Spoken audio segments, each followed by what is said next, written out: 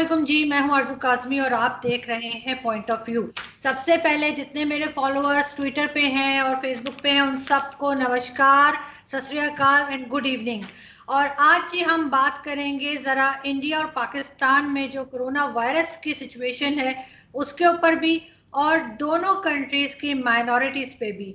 ज़रा हम कोशिश करेंगे कि खुल के बोलें और अपनी जो अगर कोई प्रॉब्लम है तो वो भी कह सके, ज्यादा बहुत ज्यादा जो है वो अलग से हटके और छुपा के बात ना की जाए, थोड़े डिप्लोमेटिक आंसर्स ना हो। और इसके लिए सबसे पहले मेहमानों का तारुफ जी, हमें ज्वाइन किया है इंडिया से सरफराज सैफी साहब ने। आप जर्नलिस्ट हैं, सीनियर जर्नलिस्ट हैं वहाँ पे।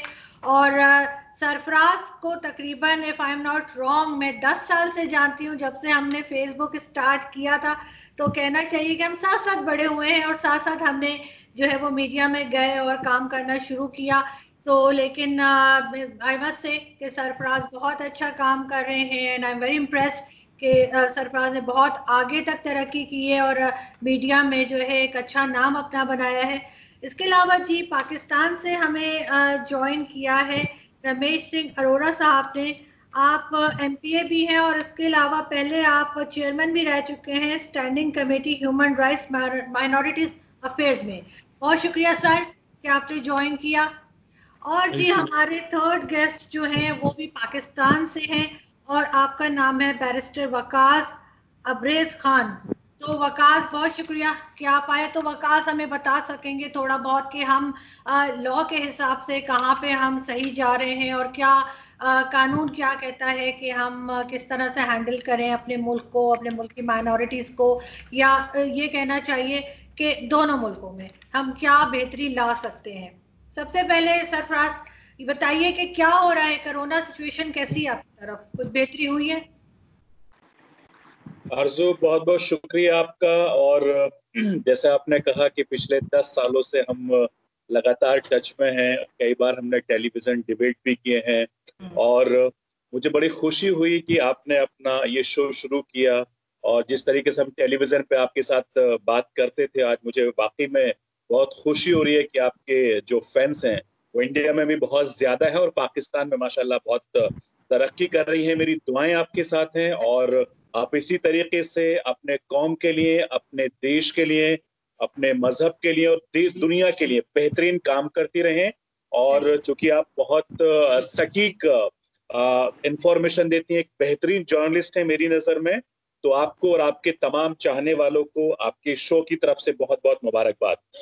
मसला आपने किया कि कोरोना और लॉकडाउन को लेकर, चूंकि एक ऐसा शो है, एक ऐसा टॉपिक है कि जिस पर जितनी बात की जाए वो बेहद कम होगी। देखिए, हिंदुस्तान में जब से लॉकडाउन शुरू हुआ है, जब से कोविड-19 इंडिया में आया है, तब से इंडिया की आवाम बहुत तेजी से इस पर उन्होंने काम करना शुरू किया। आपको याद होगा कि हमारे जो भारत के प्राइम मिनिस्टर हैं नरेंद्र मोदी साहब, उन्होंने जब जनता कर्फ्यू का बात की थी इंडिया में, तब उस वक्त पूरे देश ने, पूरे हिंदुस्तान ने उनका साथ दिया और इसको लबैक किया। यानी पूरे हिंदुस्तान की आवाम, यानी 130 करोड़ देश की जनता ने देश की सरकार का, राज्यों का साथ दिया और बाकायदा वो बड़ा कामयाब भी रहा। जैसे ही हिंदुस्तान में लॉकडाउन हुआ, आपको याद है लॉकडाउन 1, लॉकडाउन 3, लॉकडाउन 4 उन्होंने जब किया तो पूरे देश ने सपोर्ट किया, चाहे उसमें मुस्लिम्स हो, चाहे उसमें माइनॉरिटी का कोई भी तबका रहा हो, तो बहुत हिंदुस्तान में बड़ा कामयाब रहा। लेकिन जैसे ही अनलॉक हुआ तो हिंदुस्तान में तमाम जो केसेस हैं वो बढ़ने शुरू हो गए। क्योंकि कोई भी दुनिया की सरकार हो, वो हर किसी भी इंसान को घर में नहीं रख सकती। और एहतियात के तौर पर देश के प्राइम मिनिस्टर नरेंद्र मोदी या तमाम जो इंडिया में जितनी भी सरकारें हैं, उन्होंने कोशिश करी कि जो आवाम है, पब्लिक है, वो अपना ख्याल ज्यादा रखे। तो आपने देखा कि बहुत सारे लोगों ने ख्याल रखा। चूंकि मैं पिछले 2.5 महीने से लगातार सड़कों पर हूँ, हिंदुस्तान के अलग अलग इलाकों में जाकर मैंने ग्राउंड रिपोर्टिंग की, ग्राउंड लाइव किया। क्योंकि आप जानते हैं आरजू कि मैं एक इंडियन चैनल के साथ साथ मैं अमेरिकन चैनल के साथ भी मैं काम कर रहा हूँ एज ए कंट्री हेड। तो मुझे जितना भी बाहर के लोगों से मेरी बात हुई, जाहिर बात है कि परेशानी हर किसी को है, चाहे वो दुनिया का कोई सा भी मुल्क हो। चाहे दुनिया का सबसे ताकतवर मुल्क कहलाने वाला अमेरिका भी हो, वहां के हालात सभी आप वाकिफ हैं। ब्राजील के जो हालात है वहां से ही वाकिफ हैं। और हिंदुस्तान पाकिस्तान में चूंकि आप बैठे हैं और हम हिंदुस्तान में बैठे हैं, यहाँ के हालात से भी वाकिफ हैं। मसला यहाँ पर सरकार का नहीं है। अगर हम इस्लामिक तौर पर भी देखें, मजहबी तौर पर भी देखें, तो ये हमारा मजहब भी कहता है कि जब बीमारी हो या वबा फैली हो तो हमें खुद एहतियात बरतने की जरूरत है, क्योंकि सरकार के ऊपर ही छोड़ देना सबसे ज्यादा जरूरी नहीं है। क्योंकि ये आपके मुल्क पर भी लागू करता है और हमारे हिंदुस्तान पर भी लागू करता है कि खाली सरकार के ऊपर रहना जरूरी नहीं है। सरकार के अलावा इंसान को खुद भी बहुत ख्याल रखने की जरूरत है, क्योंकि सरकार को हमने और आपने ही चुन के भेजा है। सरकार ने गाइडलाइंस बना दी, उसका पालन आपको और हमको करना है। अगर हम उस गाइडलाइंस का पालन नहीं कर रहे हैं या सरकार की नहीं सुन रहे हैं कहीं भी दुनिया के किसी भी देश में, तो ये इंसान की खुद की गलती है। और मजहबी तौर पर जैसे हमने कहा कि हमारा मजहब खुद कहता है कि अगर वबा बीमारी फैली हो तो एहतियात बरतना जरूरी है। देखिए, आपने देखा कि बड़ी तादाद में जैसे हिंदुस्तान में भी अनलॉक हुआ है तो यहाँ पर बड़ी तेजी से केसेस बढ़ रहे हैं, और शायद आपके पाकिस्तान में भी इस तरह के हालात वहां पर भी होंगे। क्योंकि अब मसला यहाँ पर सरकार के ऊपर सारा डालना ठीक नहीं है कि साहब सरकार ऐसा करेगी, सरकार वैसा करेगी। ठीक है, सरकार का जो काम है वो सरकार कर रही है, और सरकार हर मुमकिन कोशिश करती है कि भी करना पड़ेगा। बिल्कुल, खुद लोगों को खुद भी ख्याल करना पड़ेगा। जी बिल्कुल बिल्कुल आरजू। जी जी सरफराज। बिल्कुल आरजू, इंसान को खुद को करना पड़ेगा और खुद को एहतियात बरतना पड़ेगा, क्योंकि कोरोना या कोविड एक ऐसी बीमारी है, इतना सियाना है कि आप बाहर जाएंगे तभी आपके घर आएगा। अगर आप घर में हैं तो जबरदस्ती आपके घर में नहीं घुसेगा, आपको उसके लिए बाहर जाना पड़ेगा। जब बाहर जाएंगे तब लेकर आएंगे। अरोड़ा साहब, आप कितने दिन घर में रह सकते हैं? आपको क्या लगता है कि पाकिस्तानी गवर्नमेंट ठीक कर रही है? जैसे आपने सरफराज की बात सुनी, उन्होंने बताया इंडिया में किस तरह से लॉकडाउन चल रहा है, तो यहाँ पे आप देख रहे हैं, आपको क्या लगता है? जिस तरह मुझसे सरफराज ने आप किया, मैं भी अप्रिशिएट करता हूँ। आप ऐसी जर्नलिस्ट हैं जो हमेशा बड़ी तनदेही के साथ, मेहनत के साथ काम करती हैं, चाहे वो टेलीविजन हो या अभी आपने अपना ये यूट्यूब का चैनल बनाया। सो आई रियली कंग्रेचुलेट यू, और आपके देखने वाले सुनने वालों को सबको मुबारकबाद पेश करता हूँ। अपना मेरा भाई जो इंडिया से बैठे हुए हैं, इनको भी मैं खुशामदीद कहता हूँ कि हम इकट्ठे मिलके इस वक्त जो एक पेंडेमिक है जिसको पूरी दुनिया जिसकी लपेट में हम उस पर बात कर रहे हैं। मेरे भाई ने बहुत सारी बातें की अपनी सरकार के हवाले से, और ये इंडियन सिटीजन है, ये इन पे फर्ज है कि अपनी स्टेट को, अपनी गवर्नमेंट को डिफेंड करें, और ये साथ साथ अपनी हकीकत जगह करें। पाकिस्तान के अंदर जहाँ तक आप इसकी बात कर रही हैं कोविड-19 की, तो मैं समझता हूँ और मैं एग्री करता हूँ कि इस पे आवाम के अंदर शऊर होना चाहिए, आवाम के अंदर ये आगाही होनी चाहिए। और जिस तरीके से हर मज़हब के अंदर सफाई की बात की गई है, जिस तरह इस्लाम के अंदर हमारे मुसलमान बहन भाई सफाई निस्फ अमान है की बात करते हैं, इस तरीके से सिखिज्म के अंदर, इस्लाम क्रिश्चियनिटी के अंदर, हर मज़हब जो है वो सफाई की तलकीन करता है। और अपने आप को जब कोई बीमारी आती है तो अपने आप को तलकीन करता है कि आप ऐसी जगह पे ना जाएं जहाँ पे बीमारी आई है, और अगर आप ऐसी जगह पे मौजूद है जहाँ पे बीमारी है तो वहाँ से बाहर ना निकले। अब मसला ये कि ये तो एक बीइंग अ शहरी, ये मेरा मुझ पे फ़र्ज़ है कि मैं उसको अवॉइड करूँ, लेकिन कुछ फ़राइज़ स्टेट के भी हैं और कुछ फ़राइज़ गवर्नमेंट है उसके भी हैं। अब जब गवर्नमेंट खुद कन्फ्यूजन फैला दे, और गवर्नमेंट का जो आपका सबसे सुप्रीम कमांडर है, जो लीडर है, जिसको आपने chief executive of the state कहा हुआ है, जब वो कन्फ्यूजन फैला दे और उसको खुद उसकी कंसेप्चुअल क्लैरिटी ना हो, वो बैठ के खुद से एक ऐसी बैठ के आवाज़ करना शुरू कर दे, कभी कहे मैं आपको बताता हूँ कोरोना क्या है, कभी कहे कोरोना से आप नहीं मरते, फिर 6 दिन बाद क्या, नहीं कोरोना तो बड़ी खतरनाक बीमारी, आप इससे मर जाएंगे, फिर कहे अगर आपको फ्लू हो गया तो उसका मतलब ये नहीं है कि आपको कोरोना हो गया, फिर 6 दिन बाद कहे नहीं नहीं नहीं नहीं ये तो अब गला खराब हो गया तो आप तो ये तो जानलेवा बीमारी है। जहाँ पे स्टेट के अंदर पीटीए खुद ये एडवर्टीजमेंट दे, आप टेलीफोन कॉल करें कि जी कोरोना जानलेवा नहीं है, फिर 9 दिन बाद कोई आपका होश आता है, भाई आप क्या कर रहे हो, कोरोना तो जानलेवा है, तो वो फिर कहते हैं हाँ हाँ नहीं जी कोरोना जानलेवा है। अब मसला ये कि ये ऐसी इन्होंने सिचुएशन क्रिएट कर दी स्टेट के अंदर कि पाकिस्तान के शहरी कंफ्यूज होके बैठे, और फिर आपने डेफिनेशन देना शुरू कर दी, आप टीवी पे आते थे। Being a prime minister, being a head of the state, being a head of the government, आपका ये फर्ज बनता था कि आप लोगों को एक बात की बार बार तलकीन करें, जो आपके प्रिकॉशनरी मेजर्स थे, जो आपने एसओपी बनाए थे, कि जो गवर्नमेंट के एसओपी बने हुए हैं, मैं तमाम शहरियों से इल्तमास करता हूं कि आप उन एसओपी को स्ट्रिक्टली अडेयर करें, क्योंकि वो एसओपी जो एक्सपर्ट्स थे, जिनके अपनी हुकूमत के एक्सपर्ट्स थे, जिनके अपने हेल्थ मिनिस्टर थे, जो इनके हेल्थ डिपार्टमेंट के लोग थे, प्रोफेशनल थे, उन सब ने मिलकर बैठ के और WHO की गाइडलाइंस के अकॉर्डिंगली उन्होंने एसओपी बनाए। अब होता ये था कि प्राइम मिनिस्टर साहब खुद बैठते थे और आधा घंटा पौना घंटा कौम के साथ इतना कंफ्यूज कर देते, फिर आप टर्मिनोलॉजी निकालते हैं, व्हाट इज स्मार्ट लॉकडाउन, फिर आप कहते थे मैं स्मार्ट लॉकडाउन करूंगा, दुनिया हमारे स्मार्ट लॉकडाउन को फॉलो करेगी। आज आपके सामने जो ब्राजील का प्राइम मिनिस्टर था, बिल्कुल डिट्टो इसी तरह की उन्होंने स्टेटमेंट दी, कंफ्यूज किया। आज ब्राजील का हाल आपके सामने कि ब्राजील जो टॉप 2 है उनमें से ब्राजील आ गया। जिन मुल्कों ने इस पे कोरोना था, कोविड था, उनका एक रिस्पॉन्सिबिलिटी उन्होंने समझी और वहाँ पे कंसेप्चुअल क्लैरिटी थी, और के जो हेड थे, सरबराह थे, उन्होंने ये नहीं कहा कि यहाँ पे बैठ के लोगों को डेफिनेशन दे, उन्होंने कहा नहीं, हर डिपार्टमेंट अपना काम करे, और head of the state, head of the government आके ये बात करता था कि आप एसओपी को फॉलो करें, हाथ धोएं, अपने आप को सोशल डिस्टेंसिंग पे चले जाएं, इस वक्त घरों में 14 दिन के लिए लॉकडाउन होता है, दैट्स इट। अब इटली टॉप पे था, इटली आज उसने, यूरोप ने कंट्रोल कर लिया, जर्मनी ने कंट्रोल कर लिया, बहुत सारे हमारे इस्लामी ममालिक है, इंडोनेशिया, मलेशिया, जहाँ पे इस वक्त काफी हालात पाकिस्तान से बेहतर है। पाकिस्तान के अंदर हुआ ये कि हमने उसको सीरियसली लिया ही नहीं, और ये मैं समझता हूँ ये गवर्नमेंट का बहुत बड़ा फेलियर है। आज आपने अपनी 22 करोड़ आवाम को कोरोना के हवाले कर दिया, जब आपके कंट्री के अंदर कोरोना नहीं था, और आपको पता है कि कोरोना बाहर से आएगा, तो आपने को क्यों नहीं सील किया? जो लोग इस वक्त बाहर से आ रहे थे, आपको चाहिए था कि आप इमीडिएटली उनकी स्क्रीनिंग करते, चाहे वो ताफ्तान बॉर्डर से आ रहे हैं, चाहे वो चाइना से आ रहे हैं, चाहे वो यूरोप से आ रहे हैं, चाहे वो मिडिल ईस्ट से आ रहे हैं, चाहे वो अमेरिका कनाडा से आ रहे हैं, हर आने वाले को आप उसकी स्क्रीनिंग करते, उसको क्वारंटीन करते, उसके बाद आप फिर इसको कंट्रोल कर सकते। जब आप और आप इनका एक आर्ग्यूमेंट सुनिए, भाई हमारे पास ताफ्तान में फैसिलिटी नहीं थी, और भाई ताफ्तान में फैसिलिटी नहीं थी तो फैसिलिटी के ऊपर से किसी ने फेंकनी थी। इसका मतलब है आप कौम को ये बता रहे हो मेरे पास फैसिलिटी नहीं है।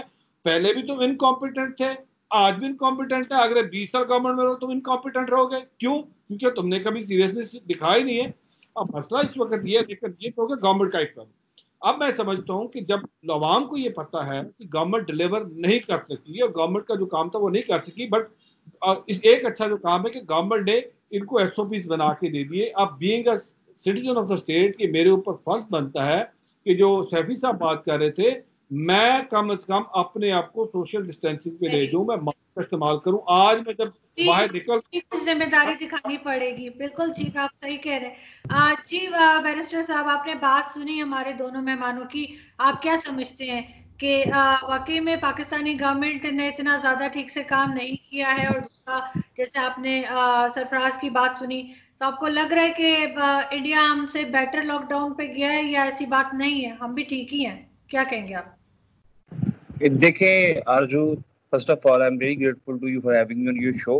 देखिए, मैं जब यूके में था, मैं तकरीबन 3 से 4 महीने वहाँ पे मैंने स्टे किया। फिर उसके बाद लॉकडाउन की सिचुएशन में पाकिस्तान आया, तो मैंने जो तरक्की याफ्ता ममालिक थे वहाँ पे भी लॉकडाउन की सिचुएशन को देखा, और जो अंडर डेवलप कंट्री थे वहाँ पे भी लॉकडाउन की सिचुएशन को देखा। और ये सारी चीज़ें ऑब्जर्व करने के बाद मैं एक नतीजे पे पहुंचा कि पाकिस्तान ने जो लॉकडाउन किया था गालिबन 13 मार्च को, यूके में अगर हम देखें तो यूके में जब लॉकडाउन किया गया तो उस वक्त गालिबन 28 से 29 मार्च को लॉकडाउन किया गया, और वहाँ पे केसों की तादाद बहुत ज़्यादा थी। उस वक्त गालिबन 15 से 20 हज़ार। इसी तरह अगर हम पाकिस्तान का कंपैरेटिवली मुआवजना करें तो हम ये देखते हैं कि पाकिस्तान में अभी केसेस की तादाद गालिबन 100 के करीब थी जब यहाँ पे लॉकडाउन कर लिया गया। तो on exact time at the 11th hour Pakistan में लॉकडाउन किया गया, मेजर्स अडॉप्ट किए गए। लेकिन हम ये देखते हैं कि लॉकडाउन जो है तरक्की याफ्ता ममालिक के अंदर या अंडर डेवलप कंट्रीज में डिफरेंट नोयत का किया जाता है, क्योंकि यहाँ पे लॉकडाउन जो है वो किसी भी स्टेट का सोशल स्टेटस और किसी भी स्टेट का फाइनेंशियल स्टेटस देखने के बाद ही वो किया जा सकता है या अपलिफ्ट किया जा सकता है। जैसे कि आपको पता है कि पाकिस्तान में बेशुमार लोग जो कि तकरीबन पाकिस्तान की आधी के करीब आबादी जो हत्ते गुर्बत से नीचे ज़िंदगी बसर करने में सातिर है। इसी तरह इंडिया में भी जो अनएम्प्लॉयमेंट है, बेरोज़गारी है, गुर्बत है, अफलास है, ये सारी चीज़ें इंडिया को भी इसी तरह पाकिस्तान की तरह फेस करनी पड़ती हैं। तो पाकिस्तान और इंडिया में कंपैरेटिवली जो लॉकडाउन किया गया, उनको अपने फाइनेंशियल स्टेटस का भी मुआवजा करना था, लोगों की हालात को भी देखना था, रोज़गार को भी देखना था। ये ना हो कि लोग बजाय इसके कि कोरोना से मरते, लोग भूख से मर जाते, बेरोजगारी से मर जाते। लेकिन जब हम बात करते हैं एसओपीज की, गवर्नमेंट की तरफ से आयद करदा पाबंदियों की या इंस्ट्रक्शंस की, तो मैं ये समझता हूँ कि अगर अंडर डेवलप कंट्रीज में लाइक पाकिस्तान, इंडिया, अगर यहाँ पे भी एसओपीज को फॉलो किया जाता है, हमेशा एक बात याद रखिएगा कि गवर्नमेंट जब किसी भी शहरी को या तमाम शहरी को अगर फंडामेंटल राइट को इंश्योर करती है अपने आइन के तहत या अपने लॉज के अंदर, तो इसके बदले में शहरियों पे कुछ जिम्मेदारियां भी आयद होती हैं, कुछ रिस्पॉन्सिबिलिटीज हैं, कुछ लाइबिलिटीज हैं। और वो लाइबिलिटीज, वो रिस्पॉन्सिबिलिटीज कुछ एथिकल नेचर की हैं, कुछ मोरालिटी पे बेस करती हैं, और कुछ जो है लीगल भी हैं। जिस तरह एसओपीज की एक डायरेक्शन दी गई कि आप एसओपीज को फॉलो करें, तो definitely this is the liability and responsibility to all the citizen of Pakistan कि आप वो एसओपीज को फॉलो करें। अगर आप ये समझते हैं कि लॉकडाउन से अगर आप अपने घरों में कैदोबंद की सोबतें बर्दाश्त करते हैं और बेरोजगारी के जंगल में अपने खानदान को धकेलते हैं, भूख का मसाइल आपको पैदा होते हैं, बेरोजगारी के मसाइल, तो अगर आपको लॉकडाउन अपलिफ्ट किया जाता है तो आपको एसओपीज को जरूर फॉलो करना पड़ेगा। और एक बात दुनिया को समझ लेनी चाहिए कि अभी हमने जो आगे फर्दर चलना है, बल्कि पूरी दुनिया ने जो आगे चलना है, वो हमें कोरोना के साथ चलना है। और इस जिमन में एसओपीज फॉलो करना पड़ेंगे। सबसे जो शॉर्टेस्ट जो मैंने लॉकडाउन देखा वो यूके के अंदर देखा, क्योंकि हम वहाँ पे स्टडी के लिए गए थे, बड़ी थोड़ी अरसे के लिए। सबसे लेट वहाँ पे इंस्टीट्यूशंस पे बैरियर आयद किया गया, पाबंदियां लगाई गई, बड़ी देर तक हम वहाँ पे क्लासेस लेते रहे। यहाँ पे अगर 13 मार्च को बंद किए गए स्कूल, कॉलेजेस, मैरिज हॉल, लेकिन वहाँ पे जाके 28 से 29 मार्च को स्कूल्स बंद किए गए, कॉलेजेस और चर्च में तमाम रिलीजियस अफेयर्स को मुनक़ता किया गया। इस हवाले से अगर देखा जाए तो पाकिस्तान ने भी बड़ा इफेक्टिव लॉकडाउन किया है। और लेकिन लोगों को एजुकेट करने की जरूरत है, मॉडरेट करने की जरूरत है, बताने की जरूरत है कि कोरोना चाहे किसी साजिश का नाम है, कोरोना चाहे ये खुदा की तरफ से मुसलमानों पे या पूरी दुनिया पे एक इम्तिहान है, व्हाट्सोएवर, लेकिन ये एक हकीकत है। और इस हकीकत ने हजारों लोगों को की जाने ली हैं, हजारों लोग लुक़मा अजल बन चुके हैं, पाकिस्तान में भी, इंडिया में भी, और पूरी दुनिया में देखा जाए तो लाखों लोग इस वक्त जो है कोरोना की वबा की वजह से मर चुके हैं। लिहाजा इसको सीरियस नेचर पे ट्रीट करने की जरूरत है, और किसी भी सिम्त में भी, किसी भी प्राय में हम इसको आसान नहीं समझ सकते। बिल्कुल ठीक। जैसे आपने बात सुनी सरफराज, अपने बैरिस्टर साहब की, मुझे ये बताएं कि एक चीज जो इसमें उन्होंने कही भी है कि बहुत से लोग बेरोजगार हो गए, तो इंडिया में क्या सिचुएशन है? जो लोग कुछ लोग ऐसे हैं कि जो इस वजह से जिनकी जॉब्स चली गई हो, या जैसे हमने सुना था कि काफी बड़ा बजट अनाउंस किया है मोदी जी ने, तो उसमें आप लोग हो गए, या और दूसरी जो माइनॉरिटीज हैं उनको इक्वली ट्रीट किया जा रहा है, या कि कुछ फर्क है? देखिए आरजू, जो बैरिस्टर साहब कह रहे हैं, मैं इनकी बात, आपकी आवाज ब्रेक हो रही है सरफराज।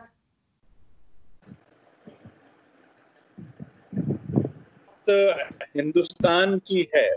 हिंदुस्तान में एक बहुत अच्छी बात यह है कि यहाँ पर देश के प्राइम मिनिस्टर, जो भारत के प्राइम मिनिस्टर हैं, नरेंद्र मोदी साहब, आप उनके पिछले 6 साल के भाषण देख लीजिए, उनके 6 साल के तमाम जो उन्होंने जो तकरीरें की हैं, आप उसको उठा के देखिए। उर्दू में अगर कहें तो उन्होंने 130 करोड़ आवाम की बात करी है। उन्होंने खाली हिंदू, मुसलमान, सिख, ईसाई की बात नहीं करी है, 130 करोड़ के आवाम की बात करी। और आप जानते हैं कि मैं हिंदुस्तान में रहता हूँ, एक पढ़ा लिखा शहरी मुसलमान हूँ, और इस बात को बड़ी जिम्मेदारी के साथ मैं कह सकता हूँ कि यहाँ पर किसी तरह का कोई भेदभाव नहीं है, खासतौर से सरकार की तरफ से। एक बात। दूसरी बात, इंसान की अपनी ज़हनियत होती है, इंसान की अपनी सोच होती है। और आपके चैनल पे मैंने जब आपके साथ लाइव डिबेट हम लोग करते, तब भी मैंने कहा था कि हिंदुस्तान के बड़ी तादाद में जो मुस्लिम तबके हैं वो नरेंद्र मोदी साहब के साथ, उनकी पार्टी के साथ जुड़े हैं। मसलन अगर बेरोजगारी का, जैसे बकार साहब ने जिक्र किया, तो आप जानते हैं कि पाकिस्तान की जो आबादी है, कुल आबादी तकरीबन 20-22 करोड़ के अराउंड है, और हिंदुस्तान की आबादी 130 करोड़ के आसपास है। यानी हिंदुस्तान में अगर पाकिस्तान का अगर जिक्र करें तो 6 से 7 कंट्री बन जाएंगी पाकिस्तान जैसी। तो जितना हमारा उत्तर प्रदेश है उतना बड़ा तो सिर्फ पाकिस्तान है। तो इतनी बड़ी पॉपुलेशन को कंट्रोल करना एक बड़ी चुनौती है किसी भी सरकार के लिए, किसी भी गवर्नमेंट के लिए। रही बात एम्प्लॉयमेंट की या बेरोजगारी की या मंदी की, तो इस वक्त मंदी पूरे दुनिया में है, खाली हिंदुस्तान में नहीं है, पाकिस्तान में नहीं है, पूरी दुनिया में है। आप दुनिया के किसी भी मुमालिक से अगर आप बात करेंगे तो वहां के हालात बहुत ज्यादा खराब हैं। ये अलग बात है कि इस वक्त तमाम देशों को और वहां के रहने वाले नुमाइंदों को इस वक्त बेहद सोचने की जरूरत है। जरूरत इसलिए है क्योंकि अगर आपके पास पैसा है, मैं आपको एक बहुत अच्छा वाक्य बताता हूं, आपको बड़ा पाकिस्तान की आवाम और आपके व्यूअर्स इस चीज से सबक भी लेंगे। अभी आप लोग रमजान के महीने से गुजरे हैं। जब जैसे ही लॉकडाउन हुआ तो मैंने देखा कि हिंदुस्तान में हर तबका सड़कों पर था और बड़ी तादाद में लोगों ने मदद की है। तो ऐसा नहीं है कि गरीब हिंदुस्तान में नहीं है, बेरोजगार हिंदुस्तान में नहीं है, या पाकिस्तान में नहीं है, अमेरिका में नहीं है, या दुबई में नहीं है, सऊदी अरब में नहीं है, हर कहीं है। लेकिन हिंदुस्तान के मुसलमानों ने बड़ी तादाद में अपने दूसरे भाइयों की मदद की है और उनके घरों में कई कई महीने का राशन तक पहुंचाया है।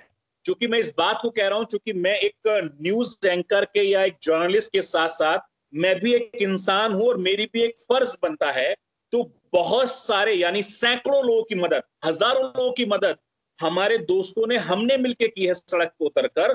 तो ऐसे परिवार भी हमें मिले जो बेचारे जो रोज खाने कमाने वाले लोग हैं लेकिन उनकी जो माली हालत थी बहुत ज्यादा ठीक नहीं है। ऐसे में दूसरे लोगों ने उनकी बड़ी तादाद में मदद करी और उनको फायदा पहुंचाया। अल्हम्दुलिल्लाह ऐसे बहुत सारे परिवार हैं जिनके घरों में कई कई महीने का राशन है लेकिन उससे उनका गुजारा नहीं होने वाला। और किसी भी सरकार के लिए सबसे बड़ी चुनौती है कि कोविड-19 या कोरोना बीमारी या वायरस के अलावा आप उनका रोजगार का भी ध्यान रखें। लेकिन जब रोजगार नहीं होगा वो कब तक जिंदगी को सस्टेन कर लेंगे, चाहे आप हो, मैं हूं, या वकील साहब हो, या हमारे जो साथी हैं, भाईजान है। लेकिन मसला सबसे बड़ा बात है, काम तो करना पड़ेगा। अगर घर में रहेंगे, घर से बाहर नहीं निकलेंगे, एहतियात बरतेंगे, जैसे मैंने आपसे पहले कहा कि कोरोना एक वायरस है। मुझे जो लगता है, जितना मैंने डॉक्टर से बात की है, जितना मैंने एक्सपर्ट से बात की है, या जितना मैंने इन 2.5 महीनों में सड़क पर उतरकर लोगों से बातचीत के समझा है, आप आरजू बहुत अच्छी से जानती हैं इस बात को कि मई जून जुलाई का जो महीना होता है तो वेदर में बहुत ज्यादा चेंजिंग होती है और इस वेदर में चेंजिंग की वजह से हर साल एक वायरल फैलता है। ये अलग बात है कि कोविड-19 एक बड़ी बीमारी है जिससे लोगों की जान जा रही है, इस बात को आप इनकार नहीं कर सकते। और अमूमन लोगों के गले में दर्द हो रहे हैं, बुखार आ रहे हैं, और ये ऐसी चीज है जो हर किसी के साथ हो रही है और माशरे में आप देख भी रहे होंगे। लेकिन हमें एहतियात बेहद बरतने की जरूरत है, चाहे वो किसी भी लेवल पर हो, एहतियात जरूर बरते। लेकिन हाँ, नहीं ठीक है, लेकिन सरफराज हमने ये भी देखा है सोशल मीडिया पे एक हद तक ही सही, क्योंकि जाहिर है हम इंडिया तो नहीं आ सकते, लेकिन सोशल मीडिया के जरिए न्यूज आती है कि जो हमने ये देखा कि इंडिया में बहुत से जो सब्जी बेचने वाले हैं या कोई सामान जो बेच रहे थे उनके लिए कहा गया कि जी मुस्लिम से ना खरीदें, नॉन मुस्लिम से खरीदें, लेकिन मुस्लिम से ना खरीदें। उस तरह की वीडियोस भी बड़ी वायरल हुई। कहाँ तक ठीक है, कहाँ तक नहीं, आप बताएंगे। लेकिन आपसे पहले मैं अरोड़ा साहब की तरफ चलूंगी, क्योंकि इसी तरह की हरकत हमने यहाँ भी देखी है कि जिस वक्त राशन बंट रहा था और गवर्नमेंट के और जो प्राइवेट कंपनीज जो कुछ दे रही थी लोगों को, तो अरोड़ा साहब ये सुनने में आया कि कहा गया जी नॉन मुस्लिम्स जब गए, चाहे वो क्रिश्चियन हो चाहे वो हिंदू हो, कराची में और कई जगहों पे, तो उन्हें मना कर दिया गया कि जी आपको नहीं देंगे। क्या ये बात सही है? देखिए आप सब बात पहले भी हुई थी। एक चीज़ तो मैं आपके प्लेटफॉर्म से बताना चाहूँगा कि तो पाकिस्तान में भी मेरे डिफरेंसेस हो सकते हैं, इमरान खान की गवर्नमेंट से बहुत सारे डिफरेंसेस हैं, लॉकडाउन को लेके, कोरोना को मैनेज करने के हवाले से मेरे डिफरेंसेस उसको, मेरे पास ये मेरा राइट बनता है कि मैं अगर मेरे डिफरेंसेस है, मेरा डिफरेंस ओपिनियन, तो मैं उसको जो भी प्लेटफॉर्म हो उस पर डिस्कस करूँ। But as long Pakistan is concerned और पाकिस्तान में बसने वाली अक़लियतों की बात है, तो मैं बरमला इसका इजहार करता हूँ कि पाकिस्तान के अंदर आईने पाकिस्तान में बसने वाली अक़लियतों को तहफ़्फ़ुज़ देता है और पाकिस्तान के अंदर अक़लियतें महफूज हैं। Crystal clear. अब ये आप जिसका बात का जिक्र कर रही हैं, ये इक्का दुक्का वाकयात कहीं हुए होंगे, मैं ये नहीं कहता नहीं हुए, और वहाँ पे बहुत सारे दोस्तों ने, जो मेरे पास इंफॉर्मेशन आई है कुछ जगहों पे, क्योंकि ज़कात का था और इस्लाम का एक वो है कि ज़कात किस पे लागू है किस पे नहीं, कुछ लोग ज़कात की इंडिविजुअल फिलैंथ्रोपिस्ट नहीं की है, बट एज अ होल अगर मैं बात करूं तो जिस तरह शफी साहब बता रहे थे कि भारत के अंदर बहुत सारे मुसलमान निकले और मुसलमानों ने वहाँ पे रमज़ान के दिनों में तकसीम की, तो आपने देखा होगा कि पाकिस्तान के अंदर बसने वाली माइनॉरिटी, चाहे वो क्रिश्चियन है, चाहे वो हिंदू है, चाहे वो सिख है, जहाँ पे मुसलमान तो दस्तरखान लगाते हैं रमज़ान का दस्तरखान, वहाँ पे वो आगे बढ़ते हैं। और ये फिलैंथ्रोपी जितने इस कोविड के दरमियान और इससे पहले जितने भी नेचुरल कैलेमिटीज आई हैं, जितनी फिलैंथ्रोपी पाकिस्तान में हुई है कहीं पर नहीं हुई। तो पाकिस्तान के अंदर बसने वाली अक़लियतें महफूज हैं और पाकिस्तान में अक़लियतों को रियासत पाकिस्तान भी और गवर्नमेंट कोई भी हो, चाहे वो आज इमरान खान साहब की हुकूमत है, करतारपुर कॉरिडोर खुलना छोटी बात नहीं है। दुनिया को मैसेज दिया रियासत पाकिस्तान ने कि पाकिस्तान में अक़लियतें महफूज है और पाकिस्तान के अंदर पाकिस्तान की जो माइनॉरिटी की वर्शिप प्लेस है उनको महफूज किया जाता है। लेकिन सैफी भाई बात की, ये इनका हक है, यानी जिस तरह पहले शुरू में बात की, ये अपने भारत के शहरी और ये इनका हक है और ये इनका फर्ज होता है कि अपनी रियासत को डिफेंड करें। बट जिस तरह आपने बात की, हमारे पास भी इंफॉर्मेशन जो भारत से मीडिया के जरिए आती है, मैं चाहूँगा शफी भाई इसको क्लियर करें, वो इंफॉर्मेशन जो हमारे पास आती है वो इंफॉर्मेशन बड़ी अजीब सी है। उसके मुताबिक तो भारत के अंदर अक़लियतें महफूज नहीं है, भारत के अंदर मुसलमान को गाय के नाम पे ज़िबा किया जा रहा है, भारत के अंदर 6 जून को 1 जून से लेकर 10 जून तक ये वही अभी आयाम चल रहा है। मैंने 3 दिन परसों मैंने पंजाब असेंबली के अंदर रेजोल्यूशन भी पास करवाई जिसमें भारत की मजम्मत की गई, जो गोल्डन टेम्पल पे के अंदर उसी प्रेमिसेस के अंदर अकाल तख्त साहब पे अटैक हुआ, हज़ारों की तादाद में उनको शहीद किया गया, तो गुरुद्वारा पे हमला करके उनको शहीद कराया जाता है, सिखों को मारा जाता है, नन्स के ऊपर किया जाता है। तो वो सैफी भाई हम थोड़ा सा जानना चाहिए, बिकॉज हमारे पास जो न्यूज़ आती है वो तो इंडिया का एक ऐसा चेहरा, sorry I am using this word, आप उसको माइंड ना कीजिएगा, क्योंकि मैं तो जो शो का हमारे पास जो इन्फॉर्मेशन आती है वो बड़ा भयानक चेहरा दिखाता है। जबकि पाकिस्तान से जब बात होती है तो पाकिस्तान के अंदर हम तो बड़ी इंटरफेस हार्मनी की, को एग्जिस्टेंस की, जो टॉलरेंस की बात है, और वो बिल्कुल आपने आप वाला कह देगा, एक सेकंड सिर्फ लेट मी कंप्लीट। वो जो आपने कहा था कराची के अंदर जो माइनॉरिटीज हैं उनको उस तरीके से, तो वो अगर स्टेट के किसी मशीनरी ने किया है, किसी गवर्नमेंट ने किया है, अगर कुछ माइनॉरिटी को वो नहीं मिला कि हम उसको कंडेम करते हैं। ये रियासत पाकिस्तान की मौजूदा हुकूमत की जिम्मेदारी है कि अबव बोर्ड सबको कंसिडर करें, उसमें कोई तफरीक, क्योंकि जब आईने पाकिस्तान इसकी तफरीक नहीं करता, हर शहरी को बराबरी का हकूक देता है, तो किसी के पास किसी को ये हक नहीं होना चाहिए कि वो यहाँ पे किसी माइनॉरिटी को इसलिए आइसोलेट करते हैं। मैं एक चीज यहाँ पे कहना चाहूंगी अरोड़ा साहब आपसे, वो ये कि मैंने कृष्णा कुमारी जो पीपल्स पार्टी की सेनेटर हैं पाकिस्तान में, उनसे भी कांटेक्ट किया था शो में आने के लिए, उन्होंने जवाब नहीं दिया। रमेश कुमार जो पीटीआई के मेंबर हैं, कराची से होते हैं, उनको भी कहा था, उन्होंने भी जवाब नहीं दिया। इस्पन यार भंडारा पारसी कम्युनिटी के हैं, उन्होंने भी जवाब नहीं दिया। और भी कई लोग पीटीवी में काम करते हैं, उन्होंने भी कुछ नहीं कहा। लेकिन एक चीज मैं आपसे जरूर कहना चाहूंगी, जो मैं उन लोगों से पूछना चाह रही थी, जो मैंने इंडियन मीडिया पे देखा है, जो मैंने यहाँ सोशल मीडिया पे देखा है, सिंध में हिंदू बच्चियों को उठा के ले जाते हैं जो टीनेजर हैं, 14 साल की, 13 साल की, 12 साल की, और जबरदस्ती उनका मजहब बदलवा के उनको जबरदस्ती में किसी मुसलमान के साथ उनकी शादी करके उन्हें भेज दिया जाता है। ऐसे बेशुमार केस हैं। अगर आपको नहीं मालूम तो मुझे हैरत है कि आपको कैसे नहीं मालूम, और अगर आपको मालूम है और आप नहीं बोल रहे हैं और आपकी जगह मैं बोल रही हूँ तो मुझे अफसोस है कि आप नहीं बोल रहे हैं। सर जी, सर फराज आप कुछ कहना चाह रहे हैं? बिल्कुल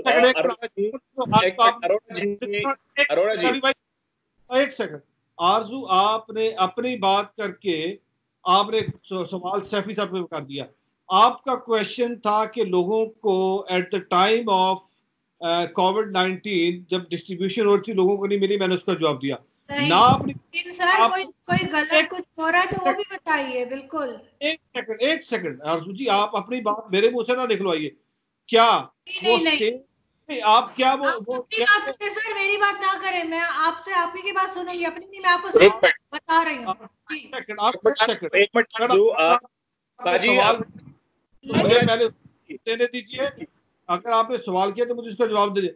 अरोड़ा जी एक बड़े रिस्पेक्ट मेरी सवाल बड़ा देख कि आरजू कैसा सवाल है जो मेरी टेक्निक में उन्होंने कहा कि आप नहीं बोलना चाहते। बिल्कुल आरजू से पहले तो आपने मेरे से सवाल किया, मैं पहले सवाल का जवाब दे दूं, फिर आरजू जी से ले लेना आप। जी आप बात है ना। पाजी बहुत बहुत शुक्रिया। पाजी मैं आप अपनी मजहब के बाद, मैं हर मजहब की बहुत इज्जत करता हूं और मैं सब मजहब की बहुत मानता भी हूं, लेकिन हिंदुस्तान में जो हमारी सिख कम्युनिटी है मैं उसको दिल से सैल्यूट करता हूं। उसके पीछे 2-3 बड़ी वजह मैं आपको बता रहा हूं और आपको फक्र होगा कि हम सिख कम्युनिटी से बिलोंग करते हैं। आपको फक्र होगा कि हिंदुस्तान के जो सिख कम्युनिटी हैं वो कंधे से कंधा मिलाकर चलते हैं। मैं हिंदुस्तान में रहता हूं और हिंदुस्तान के अंदर एक बड़ी खूबसूरती है गंगा जमुना तहजीब, यानी हिंदू मुस्लिम सिख ईसाई जो बड़ी मेहनत से, बड़ी ईमानदारी से, बड़े खुले दिलों से मिलते हैं। मैं आपको थोड़ा सा पीछे लेकर जाना चाहूंगा। हिंदुस्तान में जब जब भी कोई परेशानी, जब जब भी कोई आफत आती है, तमाम लोग सड़कों पर उतर जाते हैं एक दूसरे की मदद करने के लिए, जिसमें सिख कम्युनिटी बहुत तेजी से आगे आती है। आपको याद होगा कि हिंदुस्तान में सीए का प्रोटेस्ट चल रहा था, सिटीजन अमेंडमेंट एक्ट का, जो बाद में बिल भी बन गया। हमारे सिख भाइयों ने शाहीन बाग और दूसरी जगहों पर कई महीने लगातार लंगर चलाया और कई सिख भाई ऐसे थे जिन्होंने अपने घर भी बेचा, फ्लैट भी बेचे और उसके बाद उन्होंने वहां पर लंगर चलाया। पंजाब से कई जत्था दिल्ली आया और काफी दिनों तक उन्होंने डेरा डालकर हिंदुस्तान की मुस्लिम माइनॉरिटी बहनों की इज्जत के लिए वकालत की कि हम आपके साथ खड़े हैं। जब ये प्रोटेस्ट चल रहा था सीए का, तो वहां पर हिंदू, मुस्लिम, सिख, ईसाई तमाम लोग वहां पर मौजूद थे। मैंने उन लोगों के इंटरव्यू किए, मैंने उन लोगों को कवर करने के लिए गया था। तो हिंदुस्तान की जो तहजीब है, हिंदुस्तान की जो मोहब्बत है, हिंदुस्तान का जो अपनापन है, उसको कोई नहीं छीन सकता। आपने बात करी और आरजू ने बात करी सब्जी वाले की या किसी को मारने की, तो इस टाइप के जो मेंटलिटी के लोग हैं वो दुनिया में हर कहीं होते हैं, खाली हिंदुस्तान में नहीं होते। वो पाकिस्तान में भी होंगे, वो अमेरिका में भी होंगे, वो लंदन में भी होंगे, जापान में भी होंगे, दुनिया के हर मुल्क में होंगे। चंद लोगों की वजह से, चंद लोगों की राजनीतिक रोटियों की वजह से आप किसी मुल्क की कल्चर को आप बेकार या बदनाम या खराब नहीं कर सकते। तो हिंदुस्तान की एक बड़ी खूबसूरती है अरोड़ा साहब कि यहाँ पर हर मजहब के लोग एक दूसरे से बड़ी मोहब्बत करते हैं। और जो आपने भी जिक्र किया कि वहां पर एक कम्युनिटी के लोगों को टारगेट कर दिया जाता है या सब्जी वाला, वो चंद लोग हैं। वो कौन लोग हैं? जिस तरीके से मेरे हाथ की 5 उंगलियां हैं, ये 5 के 5 बराबर नहीं है, इसी तरीके से हर इंसान बराबर नहीं है। आप और हम यहाँ बैठे हैं, मैंने आरजू से कितनी बार कहा कि आप आरजू हिंदुस्तान आइए, आप हिंदुस्तान को आप आइए, वीजा लीजिए गवर्नमेंट से, आप अप्रूव कराइए, हम आपको हिंदुस्तान की खूबसूरती दिखाएंगे। आप हैरान पड़ जाएंगे हिंदुस्तान की खूबसूरती देखकर। आप हर मजहब के लोगों से मिलिए, आपको रत्ती भर एहसास नहीं होगा कि आप हिंदुस्तान के भीतर हैं, क्योंकि इतनी खूबसूरती हिंदुस्तान के भीतर है। अगर चंद लोग माशरे में खराब हैं, चंद लोग हर खानदान के अंदर कोई ना कोई शख्स ऐसा होगा, तो इसका मतलब ये नहीं है कि हिंदुस्तान या पाकिस्तान या बांग्लादेश या अमेरिका या लंदन या जापान उन पर सवाल निशान लगाते। ठीक है, लेकिन हमारे साथ क्या है कि सरफराज आप भी सिर्फ जो चीज चमक रही है आप भारत की सिर्फ वही बताएंगे, और यही मुझे थोड़ा सा गिला जो है अरोड़ा साहब से था। लेकिन खैर वो कह रहे हैं कि मैंने सवाल ही नहीं किया, लेकिन मैं उसके बाद दोबारा जाऊंगी, लेकिन उससे पहले बैरिस्टर साहब की तरफ चलती हूँ। मुझे ये बताइए वकास के हमारे यहाँ जो लॉ बना हुआ है पाकिस्तान में स्पेशली, वो हम किस तरह का तहफ़्फ़ुज़ हम फराहम करते हैं अपनी माइनॉरिटीज को, अपनी नॉन मुस्लिम कम्युनिटी को कहना चाहिए। एक तो सबसे पहले मैं सरफराज साहब की बात का भी जवाब देना चाहूंगा। इन्होंने कहा कि वो सोसाइटी के जो हमारे चंद ऐसे लोग हैं माशरे के, जिनकी वजह से पूरी सोसाइटी को आप ब्लेम नहीं कर सकते। बिल्कुल उनकी बात से इत्तफाक करता हूँ, मुत्तफिक हूँ, लेकिन सोसाइटी के वो लोग अगर 62 लोग हों, वो लोग अगर आपके राज्यसभा लोकसभा से हो, वो लोग अगर आपकी कांग्रेस में बैठे हों, जो अवाम के हकूक की तर्जुमानी, गमाजी और अक्कासी करने वाले हों, तो फिर वहाँ पे प्रॉब्लम ज़रूर फेस करना पड़ती है। अगर वो जो इनकी कांग्रेस है, जिनकी लोकसभा है, राज्यसभा है, जहाँ पे मिनार्टी के हकूक की बात की जाएगी और वहाँ पे अगर मुस्लिम का फसादात को या सिखों के खिलाफ बात की जाए या उनके खिलाफ लॉ लाने की बात की जाए, तो ये चीज़ जो है this is very much baffling and building on the part of all the politicians. जहाँ तक मिनॉरिटी की पाकिस्तान में लॉज की बात है, आर्टिकल 18 है, 20 है, 21 है, जो कि पाकिस्तान में बसने वाले तमाम मिनॉरिटीज़ को यकसा हकूक देते हैं as compare to the citizen of Pakistan के जो मुस्लिम अक्सरियत में हैं। तो तमाम पाकिस्तान में जो मिनॉरिटीज़ बसती हैं उनको अपनी एजुकेशन के हवाले से, अपने कल्चर के हवाले से, अपनी स्क्रिप्ट को प्रोफेस करने के हवाले से, प्रोटेक्ट करने के हवाले से, प्रमोट करने के हवाले से फंडामेंटल राइट्स जो आइन के आर्टिकल 8 से 28 तक मेंशन किए गए हैं, उसमें मिनॉरिटीज़ के हकूक भी डिफाइन किए गए हैं। At the same time article 18 है वो मिनॉरिटीज़ को मुकम्मल इख्तियार देते हैं कि आप अपने काम कर सकते हैं, प्रोफेशन कर सकते, अपनी मर्जी का अडॉप्ट कर सकते हैं, आपको कोटा सिस्टम भी दिया जाएगा, जॉब्स में भी उसी तरह अक्सरियत की तरह आपको दी जाएगी। जहाँ तक भारत का ताल्लुक है, चूंकि मैं इंडियन कॉन्स्टिट्यूशन भी जो जब मैंने इसमें एमफिल किया पॉलिटिकल साइंस में, तो मैंने इंडियन कॉन्स्टिट्यूशन भी पढ़ा, हिस्ट्री में मास्टर के दौरान भी मैंने ये हिंदुस्तान की सारी तारीख भी पढ़ी और इनका पूरा सिस्टम भी मैंने इसका एनालिसिस किया कि इनके यहाँ कैसा निज़ाम है, कल्चर कैसा है। 1930 में जो वहाँ पे सिख मिनॉरिटी के साथ किया गया, 1937 में जो कांग्रेसी वजारतों के मुजालिम, ये सारी चीज़ें अभी भी वहाँ पे मौजूद हैं। अगर सरफराज साहब इस चीज़ का क्लेम करें कि हमने मुकम्मल तौर पे इन तमाम चीज़ों का कला कमा सदेबाब ये तदारुक कर दिया है, तो मैं ये समझता हूँ ये जुए शेर लाने के मुतरादिफ है। कुछ हद तक ये चीज़ें अभी भी वहाँ पे मौजूद हैं, वहाँ पे मिनॉरिटी के हकूक अभी भी वहाँ पे कुचला जाता है। जो इंडिया के आइन का प्रेम्बल है, जो तमहीद है, इब्तिदाइया है या दिबाचा है, उसके अंदर लिखा गया है कि इंडिया जो है वो एक सोशलिस्ट सॉवरेन सेकुलर स्टेट है, लेकिन बदकिस्मती से वहां पे आए दिन वहां पे मुस्लिम हिंदू का फसादात होते हैं। आप कश्मीर की मिसाल ले लें, जिस तरीके से वहां पे किया गया, जो फसादात किए गए, जो मामलात को रखे गए, आप ये चीज याद रखें कि पहली जंग अजीम और दूसरी जंग अजीम की तबाही और बर्बादी के बाद दुनिया ने ये जान लिया था कि जंगे कभी भी जुल्म, जबर, इस्तबदाद और जंगे कभी भी किसी मसले का हल नहीं रहा। लेकिन इंडिया ने वहां पे मुसलमानों को दबाने की कोशिश की, उनके फंडामेंटल राइट्स को आइन के तहत मुंतकिता कर दिया। अपने जो सुप्रीम लॉ ऑफ लैंड है उसका आर्टिकल 35A है, 370, आप उनको मुनक़ता कर दें। आप कैसे उन चीजों को, लोगों के फंडामेंटल राइट्स को मुनक़ता कर सकते हैं? आप सारे का सारा, जी सरफराज साहब मैं सिर्फ अपनी बात कंप्लीट कर रहा हूँ, फिर उसके बाद आप कर दीजिएगा। अच्छा आप भाई कैसे? मैं आपसे बात कर रहा हूँ वकार भाई, मैं आपसे ही बात कर रहा हूँ, क्योंकि देखिए आप माशाल्लाह आप पढ़े लिखे हैं, काबिल हैं, और मैं आपकी काबिलियत पर बिल्कुल शक नहीं कर सकता, क्योंकि आप बैरिस्टर हैं और माशाल्लाह काफी अच्छे इंसान भी हैं आप, और आपकी सोच भी बहुत अच्छी है जितने देर से हम लोग बातचीत कर रहे हैं। और देखिए मैंने भी वकालत कर रखी है, मैं भी लॉ का स्टूडेंट्स रहा हूँ, ठीक है, मैं भी जर्नलिज्म के साथ साथ मैंने ही वकालत कर रखी है। मैं आपको दो तीन चीजें कोड करना चाहता हूँ। एक सबसे बड़ी बात यह है कि चाहे पाकिस्तान की गवर्नमेंट है, आप 3 पाकिस्तानी लोग वहां पर मौजूद हैं, आपने सरकार चुनी तभी इमरान खान प्राइम मिनिस्टर बने। मैं यहाँ पर मुस्लिम्स हूँ, मेरे जैसे 130 करोड़ आवाम हैं जिन्होंने वोट दिया, उन्होंने सरकार चुनी, नरेंद्र मोदी साहब को देश का प्राइम मिनिस्टर बनाया, उससे पहले मनमोहन साहब को प्राइम मिनिस्टर बनाया, उससे पहले उन्होंने अटल बिहारी वाजपेयी साहब को प्राइम मिनिस्टर बनाया। तो ये सरकार आती हैं जाती हैं और ये आती जाती रहेंगी। मसला यहाँ पर यह है कि इंसान के दिलों में जो नफरत फैलाई जाती है या फैली जाती है, वो कौन लोग होते हैं? भाई पार्लियामेंट में बैठकर कानून जो पास, चाहे पाकिस्तान की गवर्नमेंट करे, इंडियन गवर्नमेंट करे, वो एक अलग इशू है। अब मान लीजिए कि सीए को हिंदुस्तान में लाने की क्यों जरूरत पड़ी? क्योंकि पाकिस्तान में माइनॉरिटी के साथ ज्यादती होती है।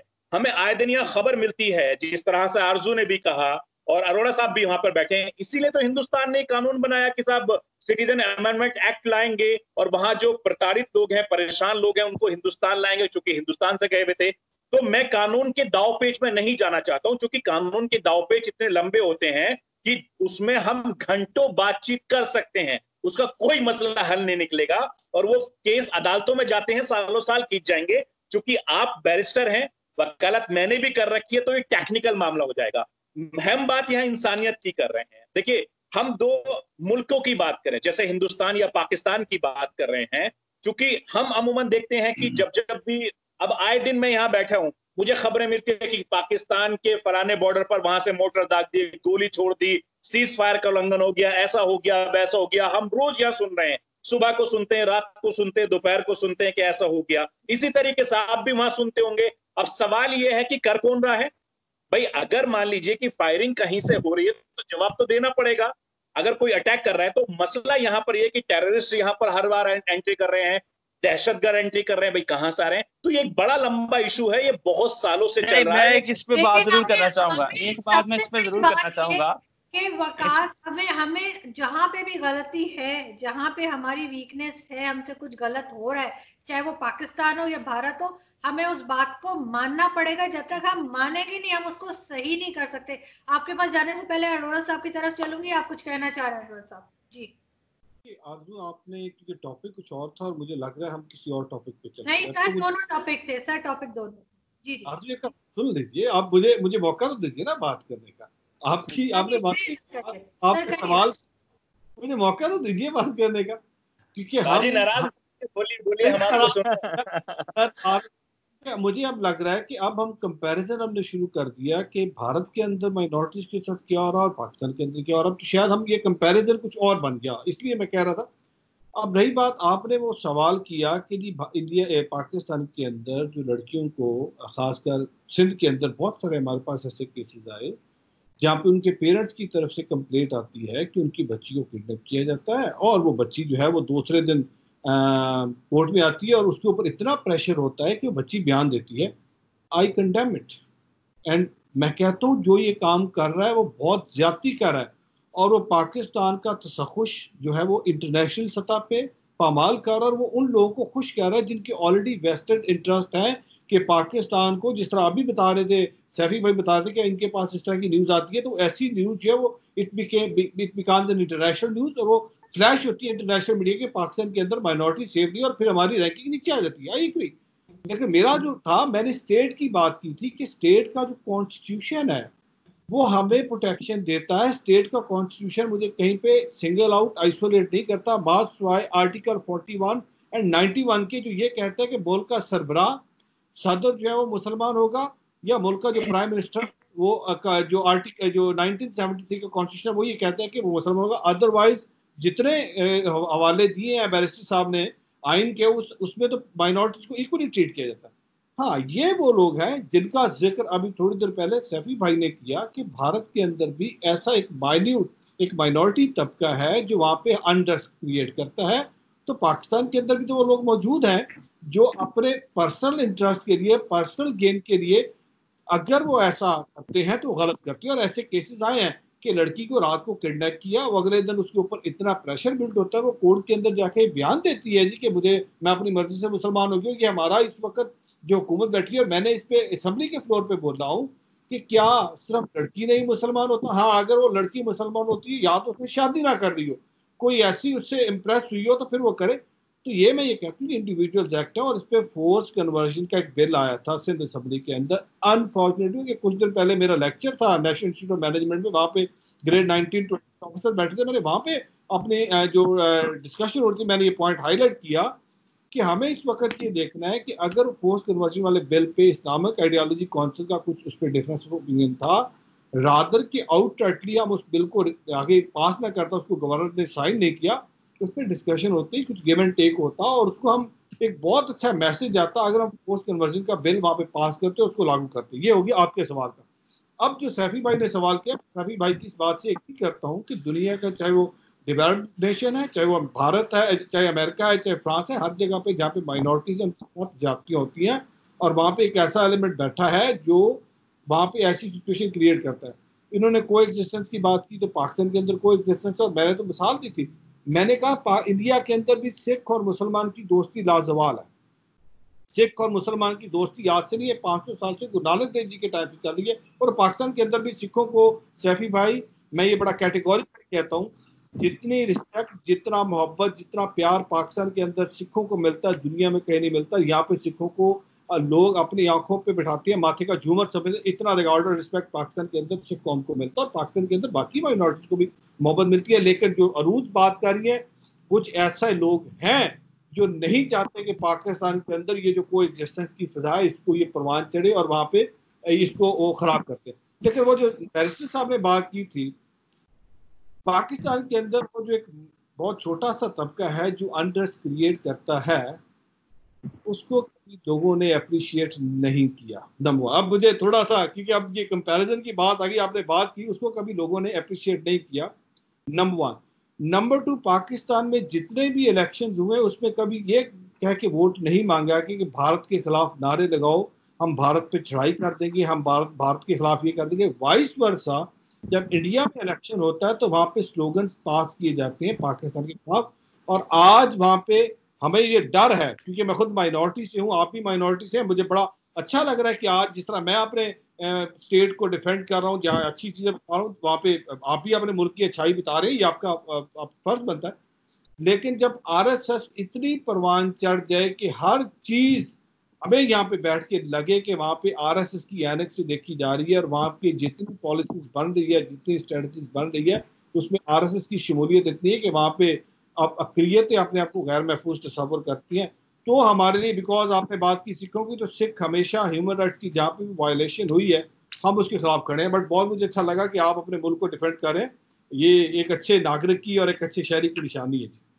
बैरिस्टर साहब, मुझे आपसे एक चीज पूछनी थी कि हमने मैं एक चीज सरफराज प्लीज मैं पूछना चाहूंगी बैरिस्टर साहब से कि जैसे अभी अरोड़ा साहब ने भी बताया आपको कि इस तरह के केसेस हुए हैं सिंध में बच्चियों के साथ और उठा के ले जाते हैं, क्या हम कोई ऐसा लॉ नहीं पास कर सकते जिसमें जो एज जो है उसको हम बढ़ा दें और एज जो है वो 21 या 25 से कम उम्र की कोई बच्ची जो है वो अपना मजहब ना चेंज कर सके जब तक उसके पेरेंट्स राजी ना हो या साथ ना हो।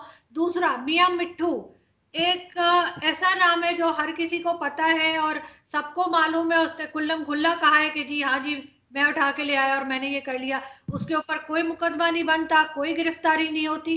ऐसा क्यों होता है? सब आप लोग जो है, जो आपका ताल्लुक जो है लॉ से है और सब कुछ है, बैरिस्टर है, आप लोग सिर्फ देखते रहते हैं बैठ के, कोई आप लोग आगे कुछ कार्रवाई नहीं करते। देखिए जी, जब हमारे पास कोई भी केस या कहा जाता है, डेफिनेटली हमें कोर्ट के रजू करना पड़ता है, कोर्ट में दलाल देने पड़ते हैं। जहाँ तक लॉज की बात है, बैरिस्टर का काम है, किसी जज का काम लॉ बनाना नहीं है। डेफिनेटली उन लोगों का काम है जिन्हें हमने मैंडेट दी है, अपने ज़मीर की मुकद्दस अमानत से नवाजा है। और जहाँ तक नहीं, आप एडवाइस भी नहीं कर सकते? जी बिल्कुल, हम एडवाइस कर सकते हैं और डेफिनेटली हम एडवाइसेस करते भी। आप देखते हैं कि डिफरेंट मीडिया चैनल्स पे बैठ के हम एडवाइसेस करते हैं और हर इंसान अपनी इस्तात के मुताबिक या अपने फ्रेमवर्क के मुताबिक एडवाइस कर सकता है, सजेशन कर सकता है। इस चीज़ के बारे में हमने अल्लाह ताला को भी जवाब देना है कि अगर हमें कोई चीज़ एडवाइस करनी चाहिए थी या हमारी वजह से कोई बेहतरी आ सकती थी तो हमें ज़रूर उसमें अपना हिस्सा अदा करना चाहिए। और जहाँ तक मजहब चेंज करने की बात है, तो ये एक यूनिवर्सल प्रिंसिपल है, प्रिंसिपल ऑफ नेचुरल जस्टिस भी है। ये अरोड़ा साहब भी इत्तफाक करेंगे, सरफराज साहब भी, कि नेशनल प्रिंसिपल का एक जस्टिस का एक प्रिंसिपल है जिसमें यह है कि कोई भी बालिग शख्स है, आप उसकी मर्जी के बगैर पूरी दुनिया में उसके मजहब चेंज नहीं करवा सकते। ना सिर्फ पाकिस्तान में बल्कि पूरी दुनिया का ये प्रिंसिपल है, ये नेशनल जो जस्टिस का एक प्रिंसिपल है कि आप उसको क्वेश्चन के साथ, प्रेशर के साथ, दबाव के साथ अगर आप ये करते हैं तो पूरी दुनिया में, पाकिस्तान में भी, हिंदुस्तान में, पूरी दुनिया में ये काबिल अफसोस है और ये कंडेमेबल है। और पाकिस्तान में भी ये जो है ये काबिल सजा भी है। और दूसरी बात ये है कि मैं एक बात जरूर करना चाहूंगा, सरफराज साहब बैठे हुए हैं, इंडिया पाकिस्तान के हवाले से मैं एक बात जरूर करना चाहूंगा। मेरा फर्स्ट टाइम इत्तेफाक हुआ है ये किसी इंडियन के साथ बात करने का। इन्होंने बात की है कि जी जब यहाँ से फायरिंग की जाती है तो हम जवाबी कार्रवाई करेंगे। डेफिनेटली जी, हमने अभिनंदन पे बहुत फायरिंग की, हमने कुलभूषण यादव की गर्दन उड़ा दी, हमने आपके यहाँ पे जितने पैसनेज आए थे, हम तो जनाब उनको चाय पिला के भेजते हैं, हम तो उनकी हिदमत करते हैं, वो तो स्टेटमेंट्स देते हैं विद द फ्री कंसेंट के पाकिस्तान बड़ी अच्छी रियासत है। सरफराज, आप लोग तो कबूतर से डर जाते हैं यार, क्या हो गया? आपके पास एक कबूतर आ जाता है तो आप लोग रोने लगते हैं।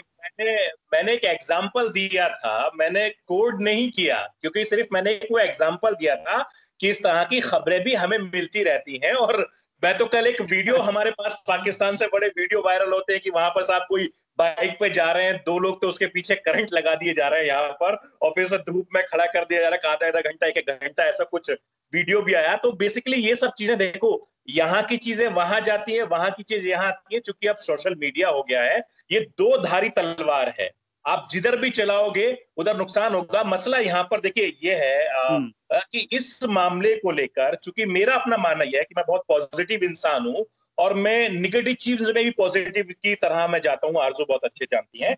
मेरा अपना मानना यह है कि देखिए, ये जब 2 कंट्री का मसला होता है, 2 मुल्कों का मामला होता है, तो ये सब चीज चलती रहती है, उसमें नहीं जाना। रही बात कुलभूषण जाधव साहब की या अभिनंदन साहब की जो बात कही है, तब मैंने आरजू के शो में बैठकर ये बात तो कही थी कि नरेंद्र मोदी साहब की जो कूटनीति थी, उसका एक बड़ा अच्छा काम इमरान खान साहब ने काम किया, और जो अभिनंदन को छोड़ा, और ये बहुत अच्छी पहल थी उस वक्त, और ये उस वक्त दोनों मुल्कों की जरूरत भी थी बकार साहब। तो ये बहुत बेहतरीन था, और मैंने पाकिस्तान के चैनल पर, आरजू के चैनल पर उसकी तारीफ भी की थी। अभिनंदन तो ठीक है, लेकिन आप कुलभूषण यादव को साहब तो ना कहें, इसलिए कि हम भी जब इंडियन मीडिया पे जाते हैं तो आप हमारे लोगों को कहते हैं साहब मत कहो, तो फिर आप भी वो टेररिस्ट डिक्लेयर हुए हैं, उनके ऊपर केस चल रहा है, उनको साहब ना कहें जी। लास्ट मिनट में हम यहाँ पे मैं एक बात जरूर करना चाहूंगा जी, ये लास्ट बात, मामला कुलभूषण का मामला इंटरनेशनल कोर्ट में चल रहा है, और मुझे लगता है कि मुझे या बैरिस्टर साहब को या अरोड़ा साहब को इस मुद्दे पर बात करने की जरूरत नहीं, चूंकि ना हम कोर्ट है ना अदालत है, वो अदालत का काम है, अदालत करेंगी। और हम लोग यहाँ पर एक जिम्मेदार नागरिक हैं, आप अपने मुल्क के बहुत जिम्मेदार नागरिक हैं, मैं अपने मुल्क का बहुत जिम्मेदार नागरिक हूं, तो हमारा ये फर्ज भी बनता है, क्योंकि हमारा मजहब भी कहता है कि जिस मुल्क में रहो उस मुल्क से मोहब्बत करो, और ये हमारा और आपका मजहब भी कहता है कि आप, चूंकि जिस इस्लाम मजहब को हम और आप मानने वाले लोग हैं, वहां का साफ कहना है, उस मजहब का भी साफ कहना है कि भाई जो कानून है या सरकारें हैं उनकी भी माननी पड़ेगी। हाँ, अगर गलत बात होती है तो आवाज उठाई जाती है, ऐसा नहीं कि आवाज नहीं उठाई जाती, आवाज हिंदुस्तान में बड़े लेवल पे उठाई जाती है, और इतने बड़े लेवल पे उठाई जाती है जिसका अंदाजा आपको भी है, पाकिस्तान तक या दुनिया भर तक छोड़ जाता है। तो मेरा अपना मानना यह है कि किसी की खामियां निकालने से बेहतर है कि उसकी अच्छाइयों पर भी गौर करना चाहिए। वापस हम मुद्दे पर आते हैं, चूंकि कोविड-19 है, हिंदुस्तान में तमाम जो शहरी या गांव के लोग हैं वो बेहतरीन तरीके से काम कर रहे हैं, कामकाज भी खुलने लगा है, लोग सिस्टम होने लगा है आरजू। और ये अलग बात है कि परेशानी की बात है कि लोगों की मौत भी हो रही है, और कोरोना के केस बहुत तेजी से बढ़ रहे हैं, चूंकि हिंदुस्तान की गवर्नमेंट लगातार आए दिन गाइडलाइंस भी जारी करती हैं, लेकिन लोग नहीं मान रहे, तो ये लोग की गलती है। जैसे मैंने आपको शुरू में कहा था जब बातचीत हो रही थी कि कोरोना वायरस एक सियाना वायरस है, अगर आप बाहर जाएंगे तभी आपके घर में आएगा, आप घर में रहेंगे तो नहीं आएगा। तो हमें भी और आपको भी बहुत ध्यान रखने की जरूरत है, आप भी अपना ख्याल रखिए, हमें भी अपना ख्याल रखने की बेहद जरूरत है, और ये सब चीजें चलती रहेंगी, राजनीति है, जब से देश मुल्क आजाद हुए हैं तब से चली रही है राजनीति, और जब तक दुनिया रहेगी तब तक चलती रहेगी। और मैं तो आप दोनों कर सकते हैं, और हम कोशिश कर सकते हैं कि दोनों मुल्कों के टर्म्स जो है वो बेहतर हों, और दोनों जगह जो है जो लोग भी माइनॉरिटीज में हैं उनका ख्याल रखा जाए। आपकी गवर्नमेंट आपके लोगों का ख्याल रखे, हमारी गवर्नमेंट हमारे लोगों का ख्याल रखे, और अगर किसी को कोई शिकायत है तो वो शिकायत दूर की जाए। लास्ट 1 मिनट अरोड़ा साहब, आप कुछ कहना चाहेंगे या फिर हम क्लोजिंग की तरफ चल रहे हैं? आपने आरजू साहब एक सवाल किया था कि हम कोई ऐसी लेजिस्लेशन कर सकते हैं जिसमें हम उम्र की एक डाल दे के 18 साल की बीसा।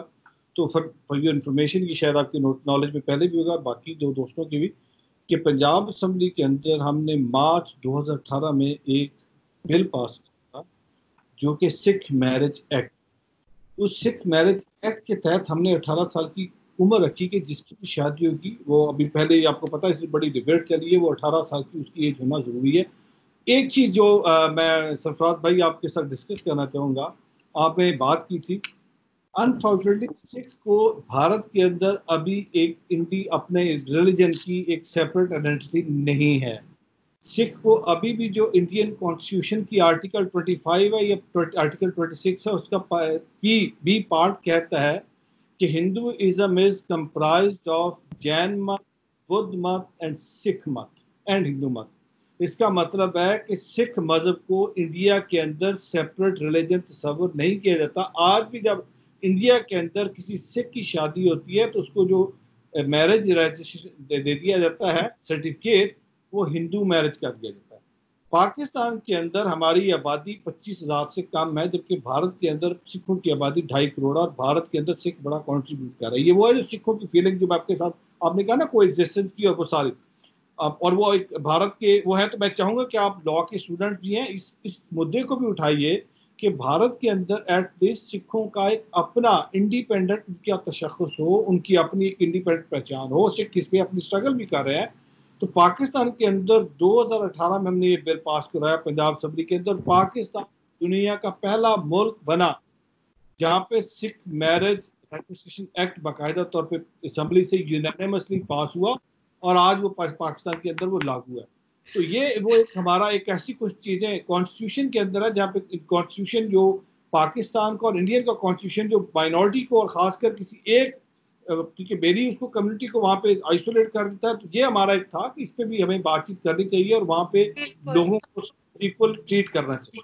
बिल्कुल ठीक, बहुत शुक्रिया आप सबका कि आपने ज्वाइन किया। और दूसरा अरोड़ा साहब, मैं मैरिज एक्ट की बात नहीं कर रही थी, मैं ये कह रही थी कि एज 25 कर देनी चाहिए कि उससे पहले कोई भी अपना रिलीजन चेंज नहीं कर सकता, ताकि जैसे बच्चियों को लेके जाया जा रहा है कि कोई 14 साल की है, कोई 12 साल की है, कोई 17 साल की है, तो उनको ये हो कि जी 25 से पहले ना वो मुसलमान हो सकती है, ना वो क्रिश्चियन हो सकती है, ना कुछ हो सकती है, ताकि जो परेशानी उनके पेरेंट्स देख रहे हैं उससे उनको बचाया जा सके। बहुत शुक्रिया आप लोगों का कि आप लोग तशरीफ लाए, आपने ज्वाइन किया, थैंक यू सो मच। हम उम्मीद करते हैं कि दोबारा हम कोई सिटिंग रखेंगे और मजीद किसी टॉपिक्स पे बात करेंगे। Thank you so much. जी सरफराज। जाते जाते मैं आप लोगों को इनवाइट करता हूं कि आप हिंदुस्तान आइए। पाजी आप तो खैर मॉडलिंग नहीं कर सकते, लेकिन वकार साहब और आरजू तो हिंदुस्तान में काम कर सकते हैं और माशाल्लाह दोनों ही बहुत ज्यादा एक्टिव भी है और खूबसूरत भी है। तो आप दोनों को मेरी दावत है, आप आइए। बॉलीवुड है हमारा मुंबई में, आप आइए, दोनों मॉडलिंग कीजिए। बहुत सारे पाकिस्तानी आके मॉडलिंग करते हैं और हिंदुस्तान को देखिए। मेरी आप लोगों को दावत है और बहुत बहुत मुबारकबाद आरजू वापस आपको। वकार साहब आपसे बात करके मुझे बहुत अच्छा लगा, अरोड़ा साहब आपसे भी बहुत अच्छा लगा। और कभी हिंदुस्तान आइएगा तो जरूर हम लोग इंशाल्लाह मुलाकात करेंगे। थैंक यू सरफराज, आपने मेरी उम्मीद जगा दी। मैं उम्मीद करती हूँ कि सलमान खान मुझे दबंग 6 में ले लेंगे। आपको भी पाकिस्तान में इनवाइट करते हैं। हमने एक करतारपुर का कॉरिडोर खोला है जिसमें तमाम मज़ाहिब के लोग आ सकते हैं। मैंने तो अरोड़ा साहब आरजू के शो में करतारपुर कॉरिडोर जब खोला था, मैंने इमरान खान साहब की बहुत तारीफ की थी और उस शो को मैंने बड़े प्रमुखता से दिखाया था। पाकिस्तान गवर्नमेंट ने बहुत बेहतरीन काम किया और हमारी जो सिख कम्युनिटी है हिंदुस्तान की, वो बेहद खुश है। तो ऐसा नहीं है, देखिए हिंदुस्तान पाकिस्तान से तमाम जायरीन यहाँ पर आते हैं। अजमेर शरीफ की दरगाह यहाँ पर मौजूद है। बाबा फरीद के जो यहाँ पर उस्ताद हैं वो यहाँ पर दिल्ली में मौजूद है। उनके उस्ताद जो हैं वो यहाँ पर कलिया शरीफ में मौजूद है। बड़ी तादाद में लोग यहाँ पर आते हैं। भाई जितने जायरीन हैं मजहब का मामले को लेकर बहुत जाते हैं। और मजे की बात आप ये देखिए, आरजू जानती है कि मैं हर साल उम्रा करने जाता हूँ रमजान में, मुझे हर तीसरा आदमी पाकिस्तानी मिलता है।